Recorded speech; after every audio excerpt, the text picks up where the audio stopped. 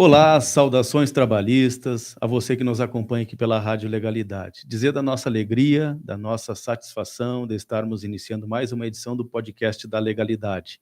Hoje, para trazer um tema de extrema importância, que é para falar sobre soberania nacional, reconstrução das ferrovias do Brasil. E para isso, então, a gente conta com a participação do nosso professor Carlos Pena, também é jornalista, um trabalhista, mestre em política pública, né, e também especialista em mobilidade urbana. Sim. Seja bem-vindo, professor. Obrigado, Alain. Obrigado, Vinícius. Obrigado a todos que estão aqui presentes. Vamos lá, o que eu posso ajudar? Foi anunciado, então, pelo governo brasileiro, em parceria com a China, um grande projeto, né, que é a construção da ferrovia transoceânica, né? Um projeto realmente grandioso, né, que vai ligar o Brasil com o Peru, mais de 4.400 quilômetros, investimentos aí previsto para mais de 100 bilhões de dólares, isso significa quase 600 bilhões de reais. Exatamente. E o senhor, como especialista nessa área, para que a gente possa entender melhor, né, sobre esta obra, gostaria de ver a sua visão, se esse projeto realmente vai sair do papel, qual os impactos sociais, financeiros, também econômicos, né, e também ambientais. Tá, vamos lá. Essa ferrovia, que alguns chamam de transoceânica, porque o objetivo dela é ligar do Porto de Açu, por exemplo, no Rio de Janeiro, Oceano Atlântico, até o porto de Chancay, no Peru, que dá para o Oceano Pacífico, por isso chamada de transoceânica, mas também o pessoal do marketing já está chamando-a também de bioceânica, para poder ter um contexto ambiental. E é um estudo que está começando a ser feito agora entre empresas da China, CRRC, e o próprio governo brasileiro, no sentido da viabilidade econômica, viabilidade de se construir. Eu já antecipo o seguinte: viável é. A decisão de construir uma ferrovia é sempre um ato de integração nacional. O Brasil era um país ferroviarista desde o século XIX, nós fomos pioneiros nas ferrovias e suspendemos o nosso investimento em ferrovias nos anos 60, principalmente por conta da pressão da indústria rodoviária automobilística no Brasil, que não queria concorrência, e aí nós entramos num forte declínio. Hoje nós somos um país extremamente rodoviarista, 210, 212 milhões de habitantes e mais de 110, quase 110 milhões de automóveis. É muito. Não tem lógica isso. E nós regredimos em quantidade de ferrovias, em tamanho. Para você imaginar, se nos anos 60 a gente tinha 39 mil quilômetros de ferrovia funcionando, transportando passageiros e carga, hoje, 2025, nós temos 12 mil quilômetros, talvez 13 mil quilômetros, se acrescentar todos os ramais da Norte-Sul que já foram entregues. Então, isso é muito pouco, e só transportando carga. Nós temos 2 pequenos trechos que transportam subsidiariamente passageiros, Vitória-Minas e Belém-Carajás, na região norte. Os 2 pertencem à Vale, a empresa Vale do Rio Doce. E ela funciona esses 2 trechos assim, quase como um gesto de deferência, porque ela não tem grande interesse em movimentá-los. E mesmo pouco que ela funciona, é disputadíssima. Essa ferrovia do Brasil ao Peru é bem interessante. Ela pode sair do Porto do Açu, no Rio de Janeiro, passar por Minas Gerais, Corinto, e passar por Goiás, pegar Mato Grosso, subir para Rondônia ir para o Acre, do Acre ir para o Peru, atravessando a Cordilheira dos Andes e chegar até o porto de Chancay. O interessante que eu reparei é que essa parte do Acre a Rondônia pode ser que eles utilizem a antiga ferrovia Madeira Marmoré, que está desativada. Para quem não sabe, essa ferrovia histórica foi construída como parte do acordo que o Brasil comprou o Acre da Bolívia, e parte do acordo era que a gente mantivesse uma ferrovia para poder ligar esse trecho, para poder de lá chegar até o Amazonas, né? E o Brasil parou essa ferrovia nos anos 70, 80, quer dizer, teoricamente a Bolívia poderia até pedir o Acre de volta, né? Foi feito todo um investimento, uma Foi. reconstrução, chegou a funcionar e agora está sem operar. Está sem operar por questão de política que, não vamos investir em ferrovia. É deficitário. Não, não é. Você pegar, botar no papel o que você gasta para manter uma ferrovia, construir uma rodovia, desmatar, asfaltar, dar manutenção, e a quantidade de acidentes que ocorrem em toda a rodovia, porque cada vez que você morre uma pessoa, isso é um custo ao Estado, é um custo a uma família. E o sistema ferroviário é um sistema altamente seguro, né?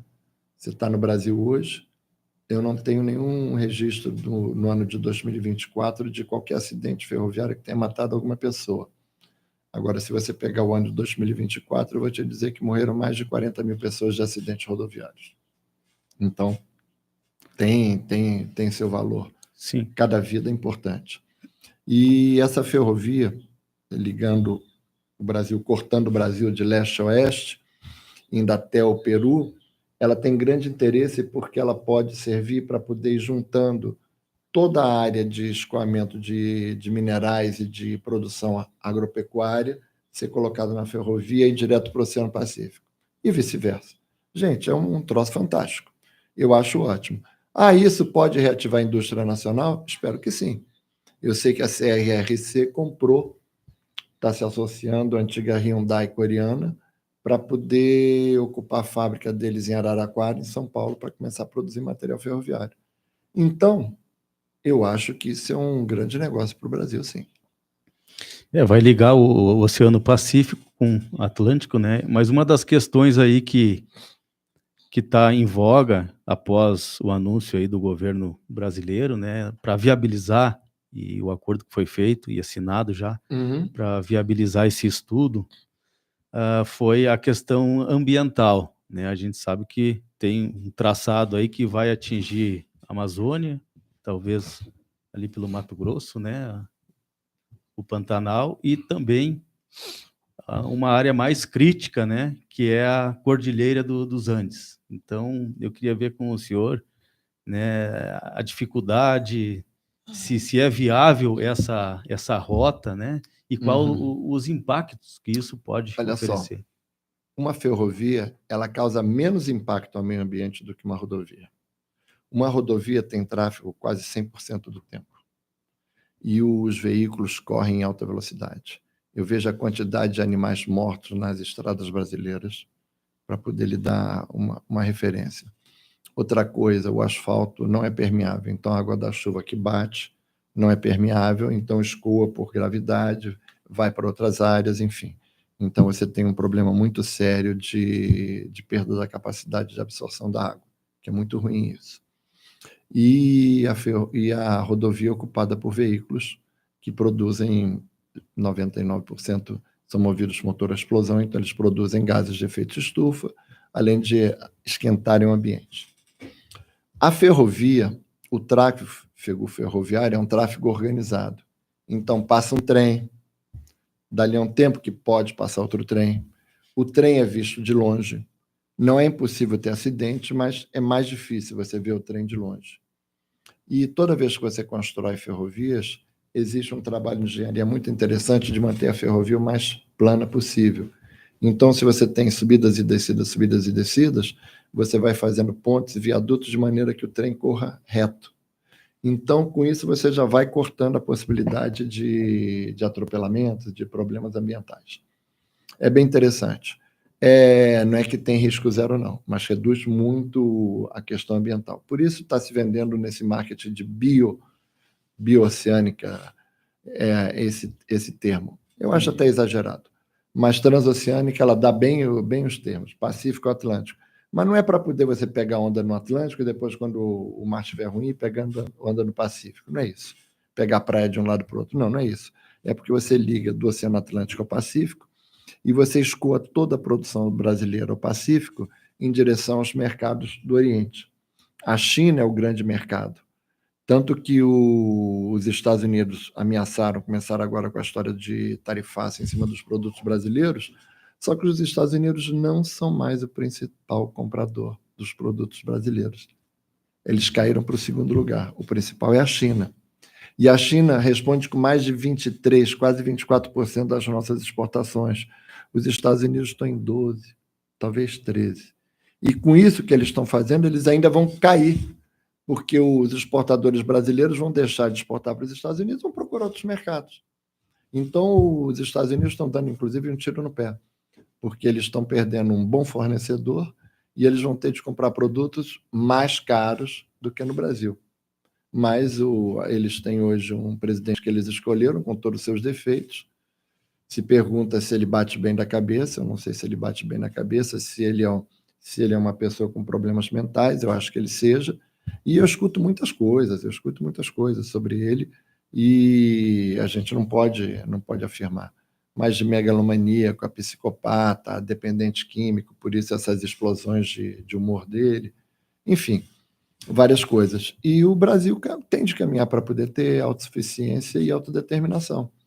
E o Brasil recuperar suas ferrovias e voltar a ter transporte ferroviário é fundamental, fundamental. E atenção, Alan, não é só transporte de carga, é transporte de passageiros.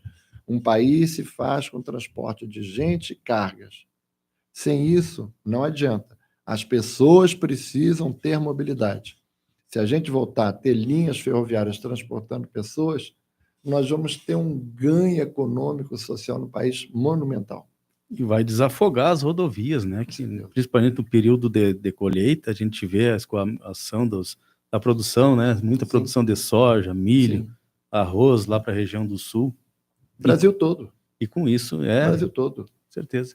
Também o Nordeste agora está produzindo bastante aí. Sul, Sudeste, Centro-Oeste, Nordeste, todo o Brasil é um grande espaço do agronegócio. Então, nós temos as estradas brasileiras superlotadas de caminhões de carga, causando muito problema de mobilidade, porque um caminhão, em geral, é mais lento, né? E nós temos, pela falta do transporte de passageiros, as pessoas utilizando o automóvel para poder viajar. É uma obra aí que provavelmente vai levar mais de 10 anos, né? Se for realmente iniciada em seguida. Eu vou te falar uma coisa. Com as tecnologias que existem hoje, se houver dinheiro e boa vontade, em 5 anos está pronto. A parte principal hoje, a mais difícil dentro da engenharia hoje, é atravessar os Andes. Os Andes, ali aquele trecho que vai do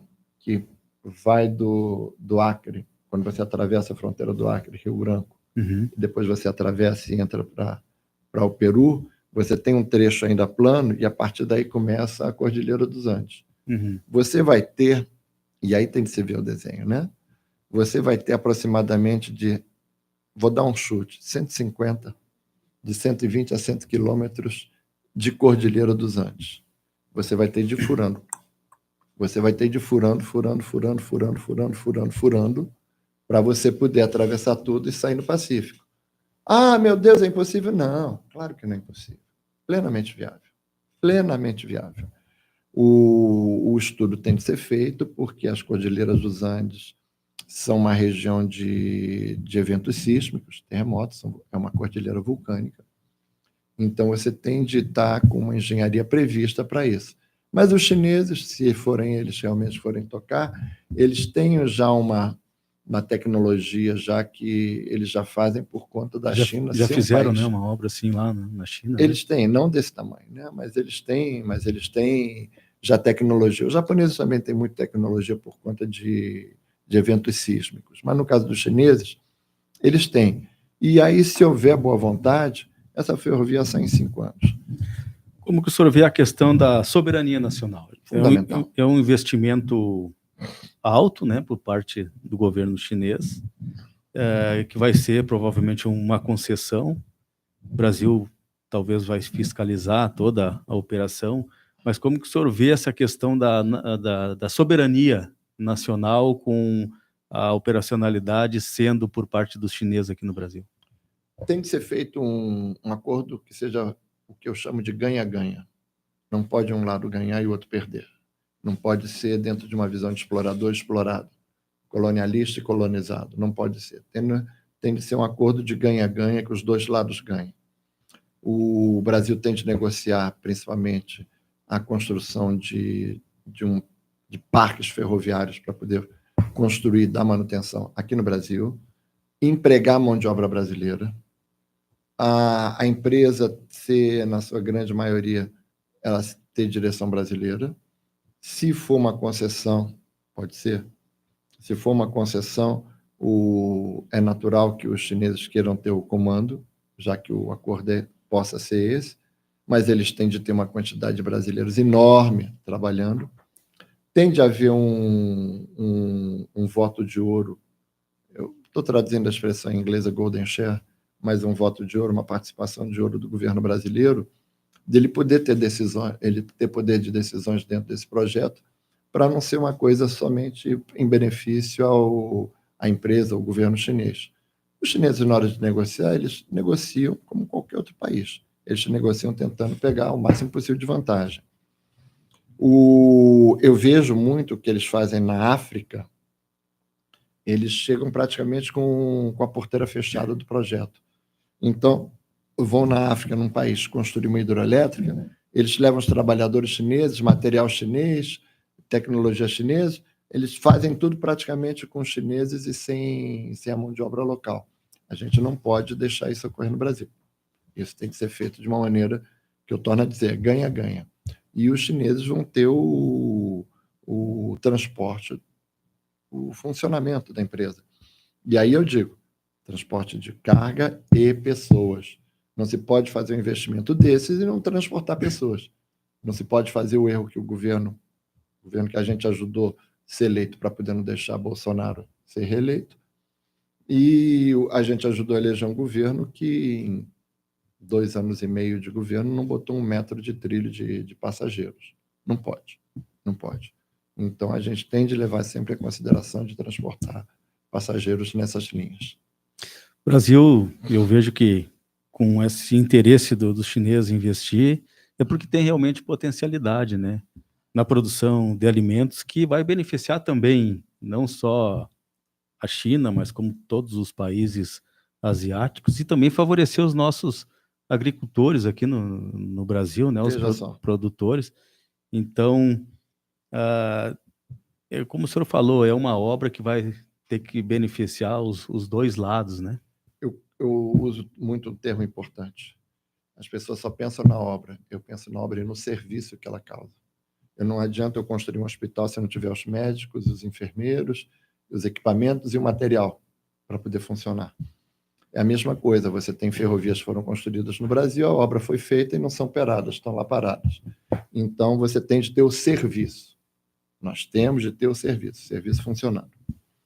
E a grande questão que eu coloco é que tem de ser pensado no sentido de que tem de funcionar não somente para o único produto que o chinês queira, soja, milho, que seja, porque também pode transportar ferro, você pode fazer um cruzamento ali, quando a linha passar por Goiás, ela vai cruzar norte-sul, e aí é só fazer um ramal que ela vira da norte-sul para leste-oeste. Então, você pode vir com os minérios de ferro da Vale do Rio Doce, vindo de Carajás, para dar um exemplo, ferro, manganês, você pode vir com dezenas de produtos do Brasil todo, basta você ter um entroncamento que você faz essa ligação, importantíssimo. E aí torna a dizer, com transporte de passageiros, porque você vai possibilitar as pessoas circularem de trem de um lugar a outro, que é uma coisa que hoje elas não têm condição de poder fazer. Se nós fizermos isso, a chance de desenvolver o Brasil com a circulação desses passageiros é muito importante. Minas Gerais, Rio de Janeiro, São Paulo, Rio Grande do Sul um pouco, Pernambuco e alguns estados, assim, pequenos trechos do Brasil, do século XIX ao século XX, tiveram desenvolvimento por conta da linha ferroviária. A linha ferroviária ia para o interior, para uma fazenda, lá tinha uma estação, em volta da estação cresceu um centro, virou uma vila, a vila virou uma cidade, e aí você tem cidades hoje no interior paulista, Araraquara, Araçatuba, Campinas, só para poder dar o exemplo de algumas, sim, todas que cresceram em função das ferrovias. Você pega o estado de São Paulo hoje, é um estado tremendamente interligado, que não utiliza mais as ferrovias, porque eles substituíram por rodovias, mas que as cidades foram construídas em função da ferrovia. Exatamente. Fantástico. Então, isso é possível. Se for reiniciado, volta a ocorrer no Brasil. É um ciclo positivo de crescimento. Só para acrescentar, né, eu vim de uma cidade lá de Dilermando de Aguiar, do interior do Rio Grande do Sul, que a cidade se originou da estação ferroviária, né? Do engenheiro Dilermando de Aguiar. Isso, era um engenheiro, o nome do engenheiro da rede ferroviária que construiu a estação ferroviária lá. E isso é comum. E aquecia todo o comércio, né? A gente quando conseguiu fecharam, esse movimento, né? Quando privatizaram a rede ferroviária federal, a primeira coisa que as empresas que pegaram as concessões da rede ferroviária, a primeira coisa que elas fizeram foi fechar não sei quantos ramais. Então, você vai no interior do Maranhão, o Maranhão tinha uma linha ferroviária que ia de São Luís, que é uma capital que fica na beira do mar, e essa linha ia até Teresina, no Piauí, que Teresina não é uma capital que fica na beira do mar, para quem não sabe, fica na beira do Rio Parnaíba. Então, essa linha saía de São Luís, ia por todo o interior do Maranhão e chegava em Teresina. Todas essas cidades decaíram economicamente depois que foi sustado o funcionamento. Aí você empobrece o Estado, você empobrece o país, você causa problemas sociais enormes, e essa linha funciona para transportar um trem por dia que transporta combustível de São Luís para Teresina por trem. Que nem aqui em Brasília, que tem essa mesma linha que vai até Campinas e passa, inclusive, por parte do trecho que eles estão colocando para essa futura transoceânica, bioceânica, e chega até Brasília. É uma via singela, única, né? E também de bitola estreita, 1 metro, mas ela funciona. E aí está mal conservado e tudo, mas todo dia passa um trem trazendo combustível ou alguma outra matéria-prima para poder levar ou trazer para cá, uma vez por dia.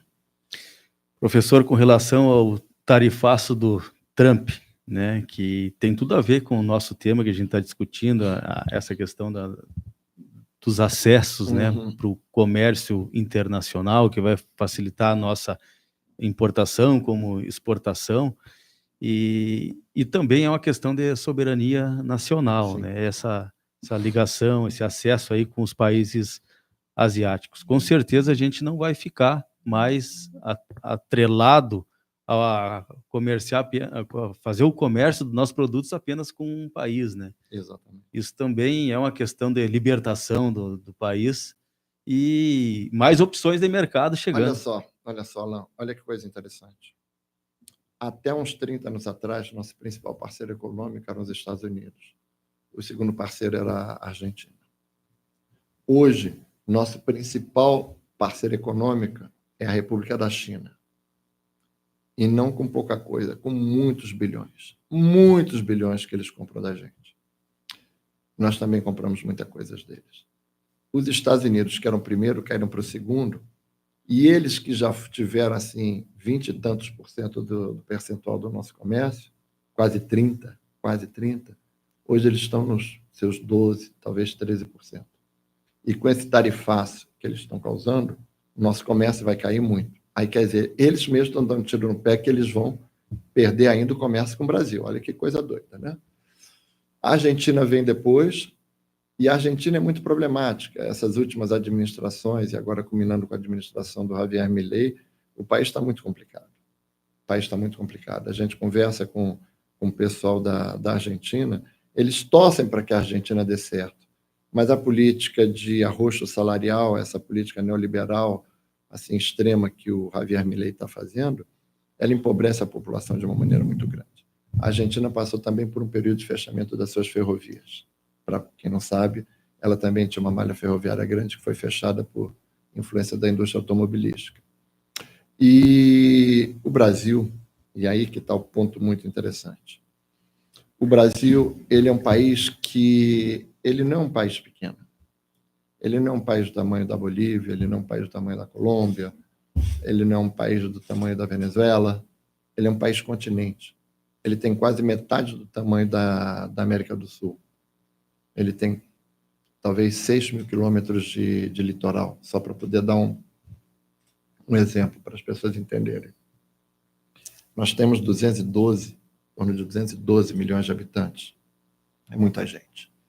Então, nós somos um país muito grande.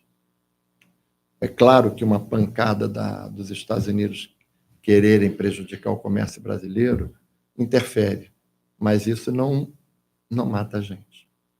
A gente vai sentir, vai ter algum problema, mas vai realocar. Nós somos um país muito grande. Parte vai ficar aqui para o comércio interno, parte vai ser redirecionado para exportação, e os Estados Unidos vão perder um grande fornecedor de material. Isso é uma pena. É azar deles. Mas eles escolheram eleger esse cara. Então agora eles vão pagar por isso. Eu vi que o presidente recuou ali em alguns produtos, né, que interessa a eles, né, que é a questão do suco de laranja. Aviões. Olha, a imprensa os técnicos mais experientes norte-americanos usam uma expressão, eles falam em inglês, né, que é abreviada para TACO. Trump always chicken out. Trump sempre se acovarda. Eles dizem que Trump joga uma proposta assim escandalosamente ruim para assustar as pessoas, para elas toparem uma negociação. Mas ele mesmo recua quando ele faz os absurdos. Então, ele jogou muito duro com a China jogou duro com ele, e ele foi recuando. Em várias outras coisas. Quando saiu essa primeira história, que é tributar todos os produtos brasileiros aos Estados Unidos em 50%, você viu os exportadores brasileiros entrarem em contato com seus compradores nos Estados Unidos e pedirem para poder eles fazerem pressão. Não sei se você viu, saiu o tal decreto executivo do Trump determinando a taxação, e saiu uma lista de exceções. Você viu isso? Sim. A lista de exceções é maior que o decreto. Então, um troço enorme. Então, eles mesmos já sabem que eles não podem abrir mão de muita coisa brasileira. Mas muita coisa está sendo prejudicada. E aí o governo tem de entrar para poder tanto conseguir que isso caia, quanto redirecione. Agora, o Trump é um problema que os americanos criaram para eles mesmos. Ele foi eleito. Dessa vez, ele foi eleito democraticamente. Com muita mentira, com muita história, mas ele foi eleito. Então, esse é um problema para os americanos. Eles vão ter de descascar essa banana, esse abacaxi, aliás, e eles vão ter de pagar pela escolha que eles fizeram. Porque Trump não é uma pessoa normal. Então, ele está prejudicando o país dele de uma maneira escandalosa.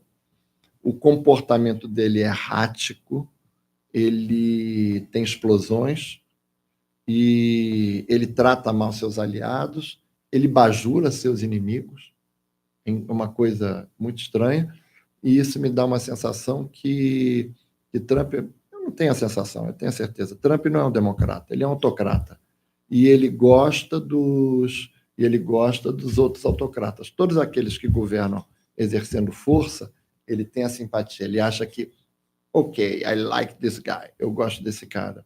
Então você veja que ele gosta do Putin, ele gosta do primeiro-ministro húngaro, Viktor Orbán, ele, apesar dele discordar da China, mas ele tem uma admiração pela China, ele discorda, ele vê a China como a grande adversária deles.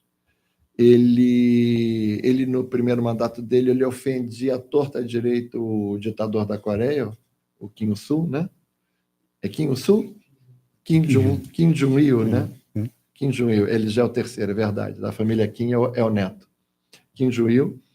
E ele chamava de Rocketman, o homem do foguete, Little Rocketman, homenzinho do foguete, o homem do foguetinho, como queira. E no final ele dizia que era um nice guy, que ele fazia acordo com eles que era um nice guy. Por quê? Porque o Kim Jong-il construiu bomba atômica. Aí ninguém mais agora toca nele. Se tocar, ele joga uma bomba atômica. Tem poucas, mas ele já tem bomba atômica. Então, ele gosta do Benjamin Netanyahu, na verdade, outro autocrata extremamente pérfido, e ele gosta desses caras. Então, você vê que ele não tem respeito aos democratas, não o pessoal do Partido Democrata dos Estados Unidos, que também ele não tem respeito, mas ele não gosta de quem tem um perfil democrático. O negócio dele é autocrático. E os Estados Unidos vão penar por isso.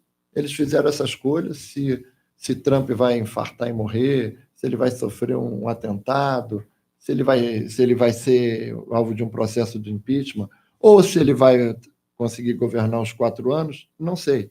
Mas vão ser anos muito complicados para os Estados Unidos e para o mundo. E os Estados Unidos vão sofrer muito por conta disso. Já estão regredindo, né? O império que era, hoje já está decrescendo, e é por conta dessas políticas, né? Agora querendo intervir, inclusive, no nosso judiciário brasileiro, uma aberração jurídica, né? Que jamais o país pode aceitar uma chantagem dessas, né, professor? É engraçado, né? A gente estava muito preocupado porque o governo Lula perdeu muito, ele não aplicou em mobilidade. E isso é uma das coisas que incomoda muito a população. A população não sabe, mas ela chama mobilidade de transporte, né? Uhum. E é uma coisa que faz mal muito para a população. A população que pega trem, que pega ônibus, que passa 3, 4 horas por dia dentro de um transporte, ela se sente muito desprestigiada. Ela não viu grande coisa desse governo nessa área, né? E já viu muitas pesquisas mostrando uma perda de aprovação do governo, prejudicando até a possibilidade de ser sucedido por alguém do próprio partido, tanto Lula ser reeleito ou colocar alguém, Haddad, por exemplo. E com esse ataque que o Trump fez ao Brasil, houve uma onda de solidariedade ao presidente, houve uma onda de solidariedade ao ministro Alexandre Moraes e a todo o STF, houve um resgate da brasilidade, do patriotismo que tinha sido sequestrado pela extrema-direita, que eu acho até interessante. Se hoje eu convocar uma manifestação de apoio à democracia brasileira e disser todo mundo de verde e amarelo, as pessoas vão botar verde e amarela sem problema. Há 2 meses atrás, se eu dissesse para todo mundo de verde e amarelo, as pessoas iam ficar, vão pensar que eu sou bolsonarista, não sei o quê, porque a extrema-direita tinha sequestrado o verde e amarelo para eles. Perderam. Se diziam patriotas, né? E, na verdade, agora estão... Inclusive, um deputado refugiado lá nos Estados Unidos. Vamos dar nome aos bois. Vamos dar nome aos bois. O filho do Bolsonaro, o Eduardo, está lá adorando o governo americano de agir contra o governo brasileiro, de agir contra o Brasil. Mas aqui na Câmara dos Deputados, ali, eu vi deputados levantando a bandeira dos americanos lá. Exatamente. Então, e deixando a nossa de lado, né? Patriotas, né? Patriotas dos Estados Unidos, né? A defesa, eles dizem Deus, pátria e família, né? O Deus, a pátria são os Estados Unidos e a família é a família Bolsonaro. Então, quer dizer, é uma inversão de valores, completa. E isso eu acho... Os interesses deles querem estar acima do país, né? E aí eu acho que isso foi muito importante, porque isso botou as coisas claramente. Quem se dizia patriota, a gente viu que não é patriota coisa nenhuma. Verdade. Coisa nenhuma. Um bando de vendilhão de pátria, um bando de como é que Brizola chamaria, gente? Vendilhão? Eu acho que ele chamaria de vendilhão. Como é que é? Traidores da pátria. Traidores da pátria. São traidores. Gente, isso é traição da pátria. Isso inclusive, está previsto na Constituição, hein? Isso está previsto na Constituição. A única exceção em toda a Constituição brasileira para a pena de morte, porque, via de regra, não existe pena de morte, mas existe uma exceção. É em caso de conflito da traição à pátria. Olha que interessante. Esse é o único caso hoje que é prevista a pena de morte. E esses caras estão agindo em conflito com os Estados Unidos, não quero que a gente esteja, mas esses caras, eles estão agindo contra o Brasil. Contra nossas indústrias, né? Contra o Brasil, contra o Brasil, contra tudo. Contra a indústria, contra o povo, contra o comércio, contra o país, contra a soberania, contra tudo. Eles estão agindo contra o Brasil. Quanto pior, melhor, né? Daí eles querem vir como salvador da pátria. Que pátria? Sendo que os interesses deles estão acima da... Os interesses deles estão acima. De qualquer os coisa. Interesses deles estão acima. Os interesses deles são os interesses deles de não serem presos por terem tentado o golpe contra o país. Por que eles estão fazendo tudo isso? Porque eles tentaram fraudar as eleições, não conseguiram. As eleições transcorreram limpamente. Eles tentaram interferir, não conseguiram, tentaram sabotar o processo de transição, tiveram um quase atentado aqui no aeroporto de Brasília, que um desses loucos colocou um artefato explosivo num caminhão-tanque perto do aeroporto, e houve o comando para poder disparar, só que o cara que montou o aparelho não montou direito, senão teria explodido. Imagina a tragédia que seria isso. Esses caras depois tentaram, o 8 de janeiro, tentaram deflagrar um processo de insurreição que não ocorreu. E agora, na iminência deles serem condenados, agora que o julgamento está andando e já está indo para as fases mais finais, eles agora estão tentando novamente dar um golpe, só que agora não no Brasil, nos Estados Unidos. Não vai dar certo, não. Não vai dar certo. Trump é doido. Eu acho que ele pode tentar muita coisa, mas ele não vai tratar o Brasil como Irã. Ele não vai fazer isso. Mas ele vai arrumar uma inimizade internacional muito grande, que o Brasil é reconhecidamente um país pacífico. Nós não temos uma tradição de brigar com os nossos vizinhos. A última guerra que nós participamos foi a Segunda Guerra Mundial. E ganhamos. Então, nós combatemos dentro da Itália e os italianos gostavam da gente. Olha que coisa interessante. Houve uma quantidade enorme de famílias que se formaram de pracinhas brasileiros com mulheres italianas no pós-guerra.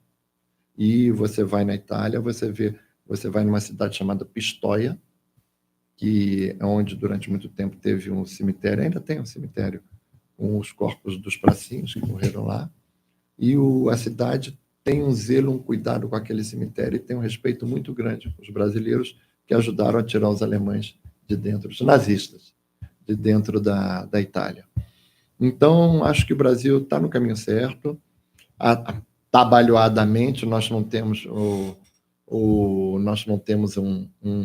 governo hoje que tem um sistema de relações internacionais muito bom. Nós cometemos muitos erros, mas a extrema-direita, tanto essa família que estava no poder no Brasil, que cria esses problemas, quanto a extrema-direita, felizmente, eles são muito toscos. Se eles fossem mais inteligentes, a gente estaria numa situação ruim. Mas eles não são. Felizmente, isso. Então, acho que nós vamos sair melhor do que entramos. E uma das coisas que eu aposto é nesses acordos do Brasil com outros países. Gosto muito dessa proposta com a China, se ela for bem tocada. Acho que vai ser muito importante para o Brasil, de todos os aspectos. Tá certo, professor. Eu quero, antes de finalizar, né, o nosso bate-papo aqui, também ouvir um pouco da sua experiência, o senhor que é uma pessoa que trabalha muito, tem atuado bastante na questão ambiental, e o Brasil vai sediar a COP30 em novembro, entre os dias 6 a 21 de novembro agora de 2025. Reunir, então, autoridades aí de toda a parte do mundo para discutir a questão da emergência climática. Mais uma vez o Brasil aí no cenário mundial, né, agora então, trazendo para o coração da Amazônia esse debate aí em defesa ao meio ambiente, que é tanto urgente, né, professor? Nós temos um problema muito grave. O Congresso aprovou, antes do recesso, um projeto de lei que modifica drasticamente o licenciamento ambiental. E isso terá um efeito terrivelmente negativo se chegarmos à COP30, com esse projeto aprovado e sancionado na íntegra pelo presidente, porque praticamente permite você fazer todo tipo de destruição ambiental sem autorização, sem estudo de impacto ambiental, muito complicado. Várias entidades, várias pessoas especialistas que trabalham nessa área com muito mais conhecimento que eu. Eu tenho conhecimento ambiental por conta da proximidade da mobilidade e da acessibilidade na questão do meio ambiente. Mas a gente é extremamente competente na própria área ambiental, o CERN mesmo. E eles estão apavoradíssimos com esse projeto, que eles chamam do PL, projeto de lei, PL da devastação, porque vai autorizar todo tipo de devastação. A gente não pode chegar na COP30 com esse projeto aprovado no Brasil. Não pode, não pode, não pode. Isso vai pegar extremamente mal. Qual é a moral que nós vamos ter para poder pedir para os outros povos, as outras nações, cuidarem do meio ambiente, cada um do seu, em prol do planeta, se a gente vai autorizando um nível de devastação dentro do nosso país? Então, essa sinuca a gente tem de resolver. É uma das sinucas que o governo tem de resolver nesse meio tempo. Resolvendo isso, nós vamos chegar na COP30 com um carregamento de respeitabilidade muito grande. Muito grande. Eu vi também que foi dia 23 de julho, agora, a Corte Internacional de Justiça também estabeleceu um parecer consultivo, né, responsabilizando os estados, né, por danos ambientais. Se desrespeitar, então, os acordos, os tratados ambientais podem ser responsabilizados, ou seja, indenizar os países emergentes que sofrerem esses impactos ambientais. Isso é um avanço, né, na questão ambiental, porque hoje nós temos países aí negacionistas, né, que... O governo Trump é um negacionista. Exatamente, e que devem ser responsabilizados, né? O governo Trump, de novo, saiu dos principais fóruns internacionais, organizações internacionais. Então, ele saiu da Unesco, ele saiu do Tratado do Clima, ele saiu de dezenas de entidades, órgãos, acordos internacionais. Isso é muito ruim, muito ruim. Então, os Estados Unidos é um dos países mais poluidores do mundo e ele tem um grande impacto no aquecimento global do planeta. Nós temos países como as ilhas, os países ilhas, principalmente os do Pacífico e do Índico, que com o derretimento da calota polar, o nível do mar está subindo, né? É como um copo com gelo. Se você vai derretendo o gelo, ele vai virando água. E se ele virar água, ele vai subindo, né? Sim. Então, os oceanos estão subindo. Os oceanos estão subindo. E aí, esses países ilhas que tem no Atlântico, no Índico e no Pacífico, eles estão tendo problemas seríssimos por conta da subida do nível do mar. Mesmo aqueles que o nível do mar não vai inundar todo o país, tem vários que vai ocorrer, por exemplo, Nauru. Capitais, né? Vai ser submerso. Sim, mas eu pego, por exemplo, Nauru, que é um grande produtor de fosfato, eles estão com um problema seríssimo que o mar está subindo. E vários outros. Kiribati é outro. Pequenos paisezinhos, que eram, na verdade, joias assim, exóticas, lindas no oceano, todos eles estão sofrendo isso. E a coisa drástica que ocorre é o seguinte: quando o nível do mar sobe, mesmo que ele não inunde, a água do mar se infiltra pelas ilhas. Então, os poços de água potável estão se transformando em água salobra, que não dá mais para poder beber. Então, olha que coisa louca, as pessoas estão na ilha, a ilha não foi inundada, mas elas não podem nem beber água. Olha que coisa absurda. Então, esses países estão tendo problemas seríssimos, seríssimos por conta disso. E se não houver uma política internacional em que todos os países aceitem seguir as regras, o aquecimento vai causando uma série de efeitos em cascata. Antigamente, eu digo antigamente, até o século passado, você não conseguia atravessar o Oceano Ártico, lá em cima, Polo Norte. Você não atravessava do Canadá para a Sibéria, ou do Canadá ali pelo a chamada Rota do Polo, para a Sibéria e chegar na Noruega, chegar por ali, porque sempre havia uma camada de gelo. Agora, no verão, some. Então, você consegue passar. Você consegue passar por vários locais. Isso, assim, para o comércio, nesse ponto, é interessante. Mas o nível de água que está subindo está causando inundações. E aí esses extremos climáticos estão cada vez se tornando mais comuns. Para quem mora no litoral brasileiro, do Espírito Santo para baixo até o Rio Grande do Sul, essa semana que nós passamos agora foi de fortes ressacas. O mar chegou na beira dos prédios do Rio de Janeiro. Quantos anos isso não ocorria? Então, essas coisas estão se tornando mais comuns. Essas coisas têm chance de se tornarem mais comuns e têm de ser enfrentadas. E uma das questões é o acordo climático. No Rio Grande do Sul mesmo, lá, os agricultores enfrentaram 2 secas, né, e 2 enchentes. Sim. Então, investimentos lá em rodovias, em infraestrutura, foi em grande porte, né, e as pessoas E se eu lhe sentindo. disser que as ferrovias abandonadas estavam inteiras? E se eu lhe disser que eu vi uma ponte, eu vi um rio no Rio Grande do Sul, não era Jacuí, não, mas é que no Rio Grande do Sul vários rios terminam com I, né, que é o nome indígena para rio, né? Uhum. Ibiqui, tem Toropi. Isso, e I vários. significa rio, né? Então, teve uma ponte, que era uma ponte rodoviária, Uhum. e ao lado tinha uma ponte ferroviária. A ponte rodoviária foi destruída pelo temporal, pela enchente. A ponte ferroviária está inteira.